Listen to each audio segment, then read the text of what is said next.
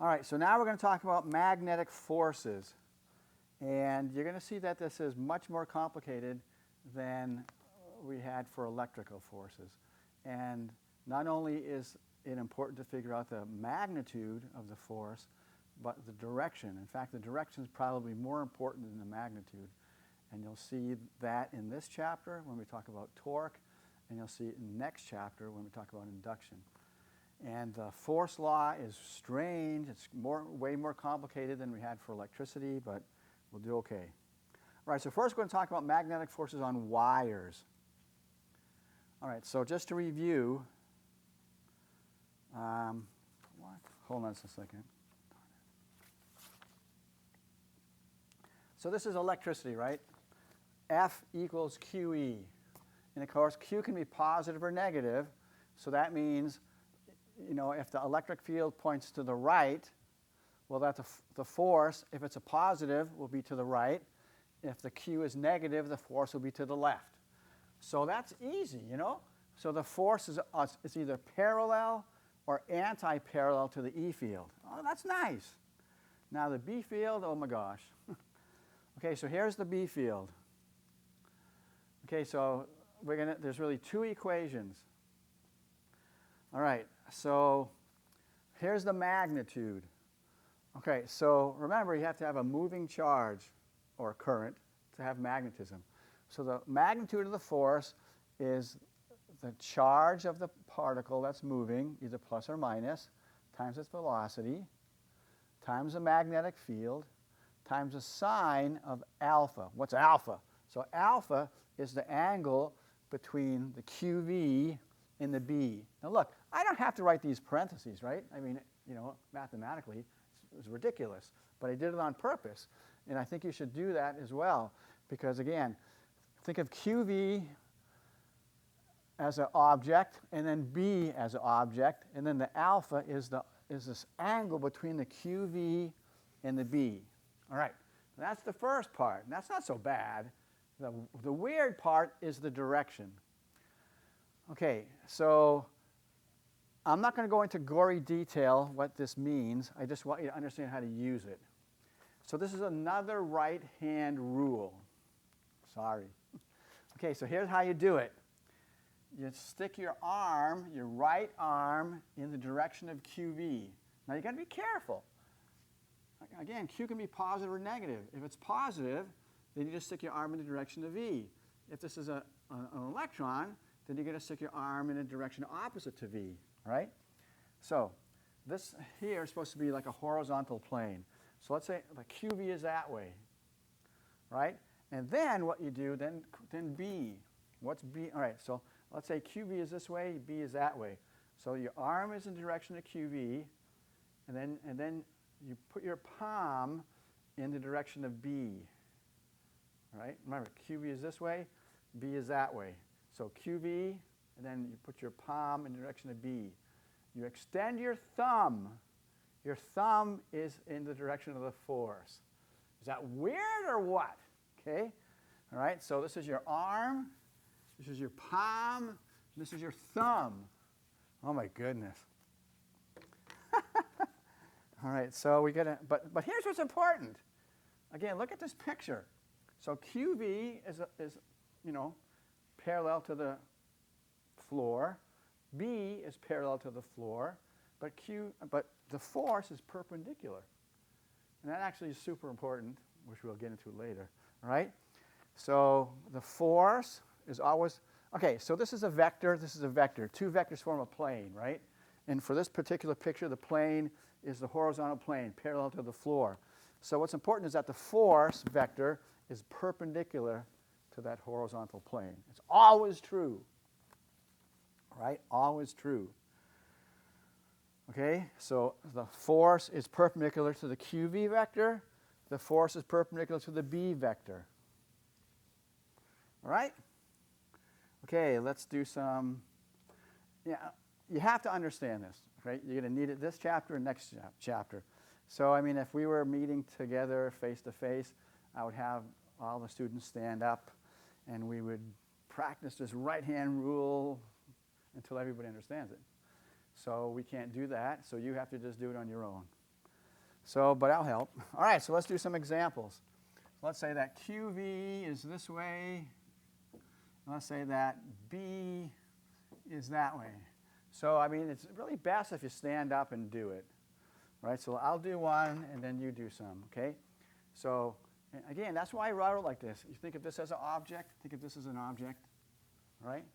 All right, so the first thing, stick your right hand in the direction of QV. All right, so let's say this is a positive charge, sorry. This is a positive charge, and that's the direction of velocity. All right, positive velocity, so QV is that way. Then B is that way, so right, palm up.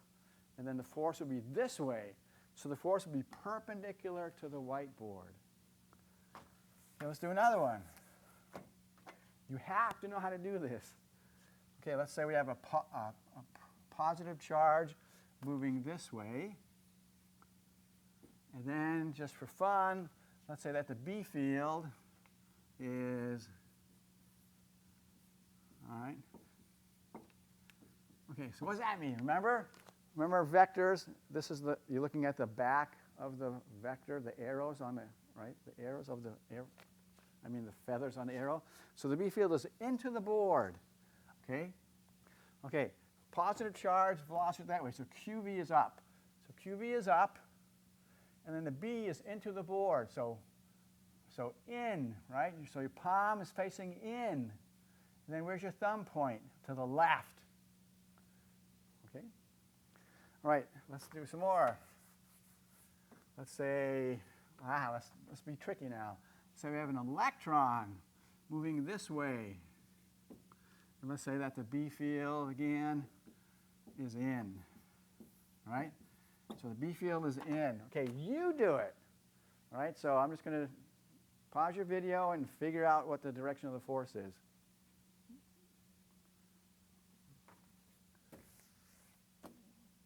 Okay, let's do it together. So remember, QV is where you stick your arm. So the velocity is to the right, but it's a negative. So QV is this way, right? Because negative V is that way. So QV is that way. The B is into the board, right? So QV, your thumb is down. So the force is down. Let's do another one. We're going to do this until you get it. And of course, I don't know if you're getting it, but whatever. All right, let's do, okay, let's do this. Let's say we have, all right, so this is positive charge. Okay, so we have a positive charge going into the board, because that's what that means, right? Into the board. And then let's say, I don't know, what do you want? Let's say we have a B field going this way. All right? So pause your video and figure out the direction of the force. All right, positive charge, so velocity is this way. That means QV is this way. So right arm, QV. Now the B is to the left, so you put your palm to the left. You don't have to swing it, I just swing it, right? And then your thumb is up, so the force is up. Okay.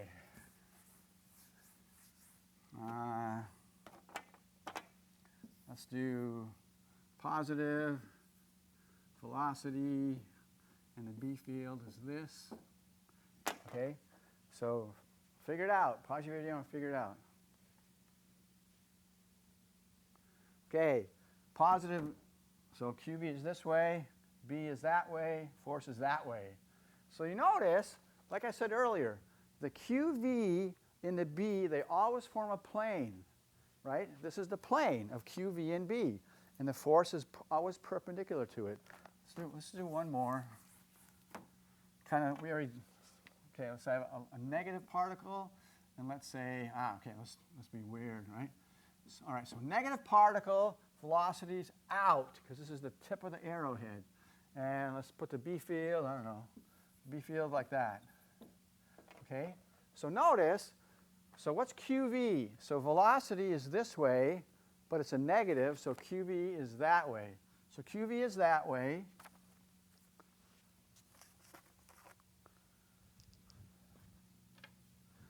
Right? So QV is this way, B is that way. So what's the plane? So this is the plane, right, formed by QV and B. So it's a plane. So we know the force is going to be perpendicular to that, so let's do it. Okay, so velocity is this way, but it's negative, so QV is this way. Okay, QV is this way, B is down, force is to the left, right? So that's the important thing. The force is always perpendicular to QV, perpendicular to B. B and QV form a plane. The force is always perpendicular to that plane.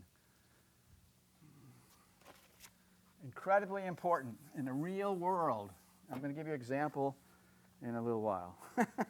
All right, so you must understand how to get the direction of FB. So if you don't understand it, send me an email, contact a tutor, I don't know, do something, but you have to understand that. If you don't, you know, boy, this chapter and the next chapter is going to be really difficult. Okay.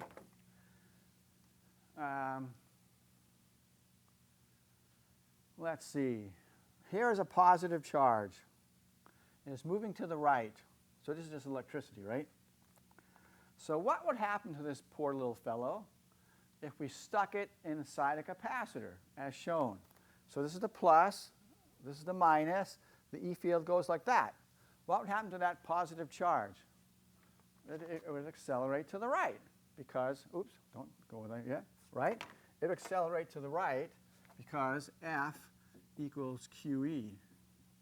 I mean, that's one way to think of it, right? The E field is this way. It's a positive charge, so the force has to have the same direction as the E field, so it's to the right. Another way to think of it, it's even easier. You know, this is repelled from the plus side. This is attracted to the minus side, so it's going to, you know, it's going to accelerate. No kidding. All right. Now, it accelerates, and the speed increases, right? The direction doesn't change. It just, you know, keeps going in the straight direction, but the speed increases, okay? That's the important thing. Its speed increases. Now, what if we wanted to slow the thing down?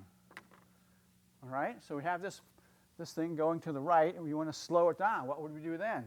Just switch it, right? Just make this the positive side, make that the negative side, right? If this positive is going to a positive side, it's going to be repelled. It's going to slow down, and, you know, and it's going to be attracted to that. All I'm saying is with electricity, you know, like this, we can either slow the particle down or we can speed it up. Either way, whatever we want to do, we can do. Okay, well, let's go to magnetism. Magnetism, completely different. Okay, so magnetism is super different, right? Okay, so again, just look at here, you know, the force was either parallel or anti-parallel to the E field. I already said that. Here, the force is perpendicular to the B field. So let's see what happens. And all right, the force is perpendicular to B. The force is perpendicular to QV. So what do you know? Let's see what happens. Well, I mean, just think about it. If the force is perpendicular to the velocity, can that force change the speed? I mean, think of Physics 121, Physics 105. Okay? If we had a countertop, which we used to have in this room, and let's say there was something moving, you know, sliding along the countertop, and think about gravity. Gravity is perpendicular to the velocity, right? Can gravity speed up something or slow down something that's moving along a tabletop? No, of course not. How can a force that's perpendicular to the direction of motion speed up or slow down something? It can't, right? Okay, so what do we have here? We have the force perpendicular to the velocity. So this force cannot make something go faster or slower. It's as simple as that. Well, wait a second. It's a force. Well, remember, F equals ma. A equals the change in velocity over the change in time. Velocity includes speed and the direction. So this force cannot change the speed because it's perpendicular, but it can change the direction. And that's what it does. It changes the direction. Okay, so here's a real-life application. So this is the LHC. It's called the Large Hadron Collider. It's a particle accelerator in Switzerland. It's 17 miles in circumference, 27 kilometers. And it's used to accelerate particles, to get them going faster and faster and faster so they can smash into each other. Because you have particles going this way, particles going that way, so they smash head on.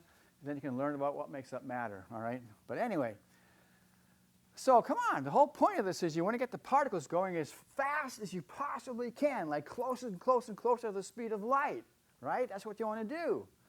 So, you know, you would think, and how do you do that? You do that with a capacitor, right? You do that with this, right? That's how you get something going faster, you know?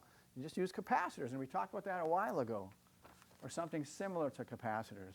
So you would think, since this thing wants to get the particles going faster and faster and faster, you would think they'd have capacitors everywhere, right? Or something similar to a capacitor everywhere. You would think that they would use the electric field everywhere along these 27 kilometers to get these protons going faster and faster and faster. Well, you're wrong if you think that, okay? Because, think of a proton. Does a proton want to go in a circle? Of course not. I mean, you know, things want to go straight, right? I mean, right? If you're out in deep outer space and you throw something, what's it going to do? It's going to go in a straight line. So how do you make a proton go in a circle? Believe it or not, using magnetism. Now, think of like this, too. If the proton is going faster and faster and faster, it's more likely, it's harder and harder to make it to deviate the path from a straight line, right? So believe it or not, like more than 99% of this tunnel where the particles are in is magnets, not capacitors. So the magnets, they really have two functions. The magnets make the protons go in a circle, and then that's what we care about. But they also squeeze the beam. Because, you know, you want the particles to hit head on, so you want a really narrow beam, so they squeeze the beam. But we don't care about that, okay? So this is inside the tunnel. Magnets. Everywhere is magnets. Like I say, more than 99% of the tunnel is magnets. Again, they cause the particles to go in circles. Here's the accelerator cavities. There's just, you know, it's really short compared to the tunnel. All right? So what I'm saying is this. These magnets don't increase the speed because they can't. Because what did we just see? We saw that the force is perpendicular to the velocity, right? Which means this force cannot change the speed of this particle, but it can change the direction. So at CERN, right, that's at CERN. At CERN, you know, 27 kilometers, mostly magnets, and they don't change the speed at all. All they do is change the direction. They make the protons go in a circle. It's just these accelerator cavities, which use electric fields, that make the particles go faster and faster. All right, so there you go. Now, we want to investigate this further. So, here is a magnetic field, and as it says, it's into the page. And you know it's into the page because you get the X, right? So that's the feathers of the magnetic field vector. Okay, here's a positive charge, make it easy. The velocity is in this direction. So you please do this. Don't just watch me do it. Figure out the direction of the magnetic force on this particle. Okay, I hope you did it, but I'll do it anyway. So remember, how to get to the direction? The direction is given by this. Again, you don't need the parentheses, but I think it's a good idea, just because you keep that separate from that. Okay, positive, so QV is like this, right? Then B is in, and so what's the thumb point? Perpendicular, right? It has to be perpendicular, right? The force is perpendicular to the QV, it's perpendicular to the B field. So the force is perpendicular. Okay, now, Physics 105. What did we learn about the velocity this way and the force perpendicular to the velocity? What kind of force is that? What kind of force is that? It's centripetal force, right? Remember that? Centripetal force. Okay? So, what do you have? Where do you have centripetal force? Circular motion, right? So in other words, we could just keep doing this all day, right? It's going this way, so the force is that way, so that means it's going to just keep going. It's going to keep turning. It's going to make a circle, right? Because look at, let's do it. So the velocity is perpendicular to the B field, right? The B field is this way. Velocity is this way, so it's perpendicular. The magnetic force is always perpendicular to the velocity, causing the particle to move in a circle. So there you go, Physics 105. Woohoo! All right. You're going to, well. So this is, we would see this in lab. So this is it's a glass bubble, and this is an electron gun. The glass bubble is filled with gas, and you turn on the electron. Okay, you turn on the electron beam, and then there's a magnetic. There's magnets around it, and so you can create a magnetic field. And at first, when there's no magnetic field, the electron beam just goes straight, which you'd expect, right? Then you turn on the magnetic field, and look what happens. Woo-hoo! Get this beautiful circle. So that's a picture from our lab. All right. So again, but here's the important thing. This is a special case because the magnetic field is this way, the velocity is that way. And so you can see, so here's the magnetic field, and here's the velocity. So what's the angle between them? It's 90, right? Right there. It's 90. Okay? So everywhere along this thing, so here's the velocity. B field is like that, velocity is like that. What's the angle between them? 90. So everywhere along here, the velocity is always perpendicular to the B field. And when you have that situation, you can have this, the force points towards the center of the circle. So it's a centripetal force, which means it points towards the center of the circle. Okay, let's review Physics 105, just a little. All right, so this is what we learned in Physics 105.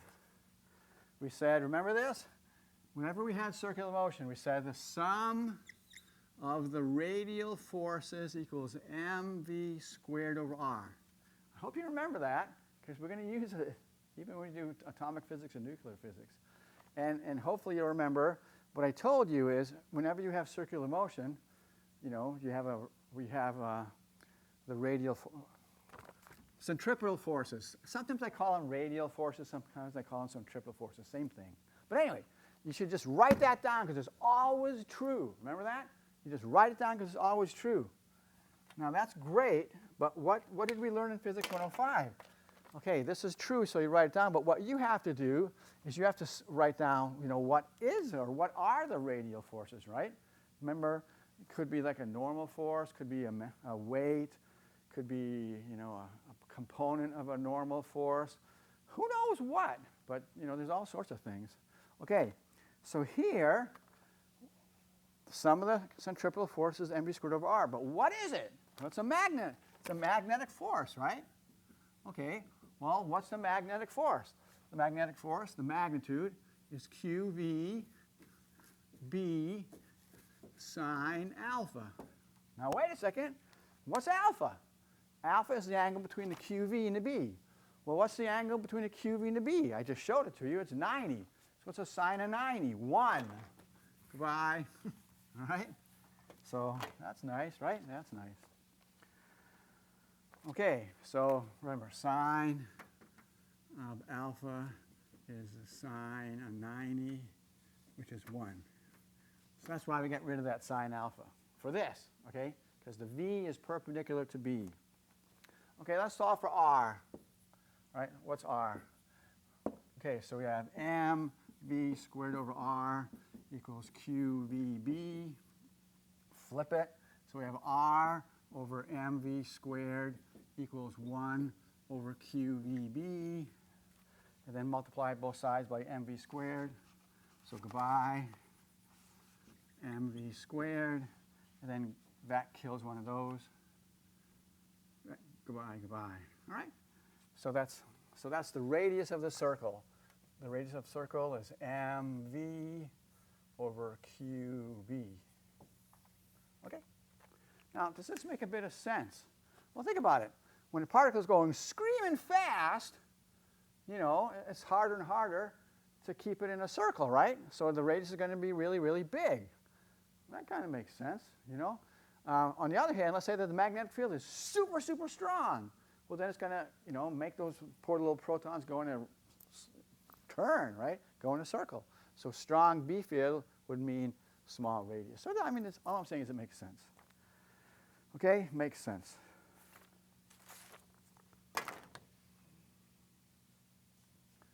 All right.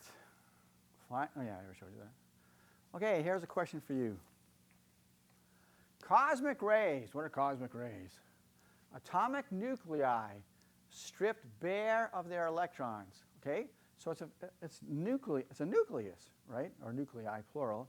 So if you strip the electrons away, what's left? Positive charge, right? So atomic nuclei stripped bare of their electrons means positive charge. Okay, so cosmic rays, positive charge, would continuously bombard Earth's surface if most of them were not deflected by Earth's magnetic field. Given that Earth's magnetic field closely resembles that of a bar magnet, which we saw earlier, the intensity of cosmic rays bombarding its surface is greatest at where? So how are you going to figure that out? You're going to use this.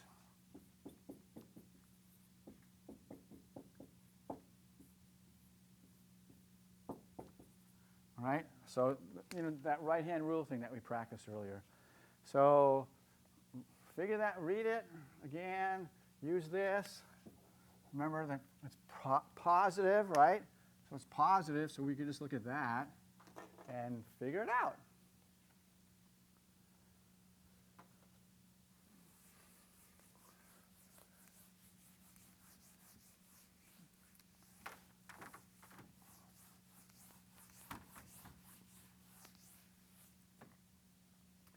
Okay, so let's think about it.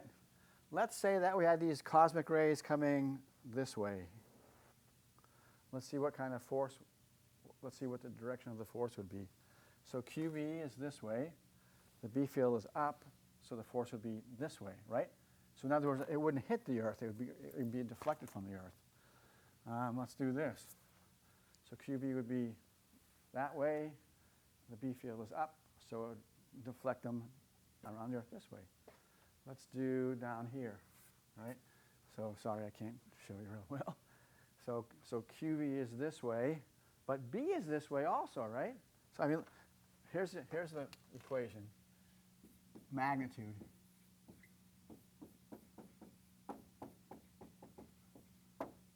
Okay, so let's say that the particle is coming this way. QB is this way.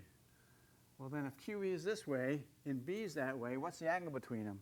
0. What's the sign of 0? 0. So what's the magnetic force? 0. Okay? So in other words, what I said, if they come this way, they're going to be deflected. If they come this way, they're going to be deflected. If they come this way, they're going to hit the Earth, smash. How about this way? Well, QB is this way, B is that way. So what's the angle? 180. What's the sign of 180? 0. So in other words, if the cosmic rays come this way or this way, the Earth's magnetic field is not going to deflect them away. So they're going to smash into the Earth. Now, anybody ever live in Alaska? What do you see in Alaska? You see oh yeah, that's the answer, right? So the intensity of cosmic rays bombarding the surface is greatest at the poles. South Pole, North Pole. And that's why, because the magnetic force is 0 there. And what does that cause? The northern lights and the southern lights as well. So there you go, all right? So those southern lights and northern lights are the result of those cosmic rays bombarding the Earth's atmosphere. So pretty cool. All right. Okay, now, this situation I discussed in gory detail was kind of special, like I said, because the velocity is perpendicular to the magnetic field, right? Okay, well, what if it's not, right?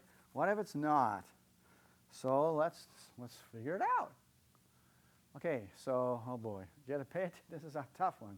Okay, so before, all right, so here the B field is like this, right? And before what we had is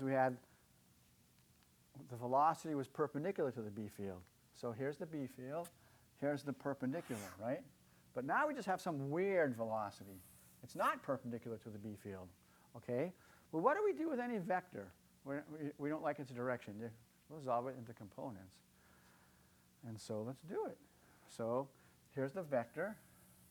We're going to resolve it into a piece perpendicular to B and a piece parallel to B, right? Perpendicular, parallel. Okay, so what is the velocity that's perpendicular to B cause? Circles. Well, if you have, but hold it, so this piece will cause the circles. But then we have a piece going up. Well, what's that going to mean? We're just going to have circles going up, right? That's all it means, you know?